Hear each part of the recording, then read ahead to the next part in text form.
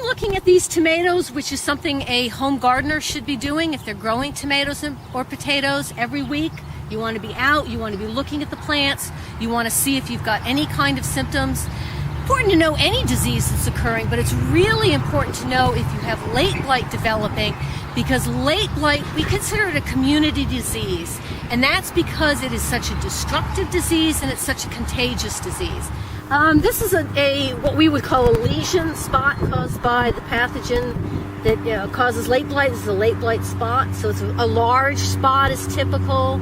On the underside of the leaves, sometimes you can see a white fuzz that's the pathogen growing, but it's bright and sunny today, so there's not going to be as much there. This is a specimen that came in today from a gardener in Mattituck, wondering if they had late blight. And indeed it is late blight. It's got the typical large spots that this pathogen causes. Late blight is caused by a fungus-like pathogen. It's not really a fungus. Interestingly, the word Phytophthora, that's Latin, and what it means is plant destroyer, and it's a really good name for this pathogen. I'd say this year is probably the most serious outbreak that I've seen on Long Island that while I've been here. It is the most serious outbreak currently occurring in the United States that I'm aware of. The only other occurrences I've heard of is an outbreak on potatoes in Virginia and an outbreak in Delaware, and both of those were on commercial farms, and the growers were right on top of it. They realized what they had early enough and were able to slow it down. Okay, there's some late blight starting to develop on that first planting of tomatoes we just walked by. There's a few more on these plants behind that are just starting, but you'll see that the peppers and the eggplants have no symptoms, no problems, and that's because most strains of the late blight pathogen, although these are related plants, they cannot attack these plants. What makes me nervous is if you have too many years where you have an outbreak like this, will it push some growers out of production? I know after the last big outbreak we had in 2009,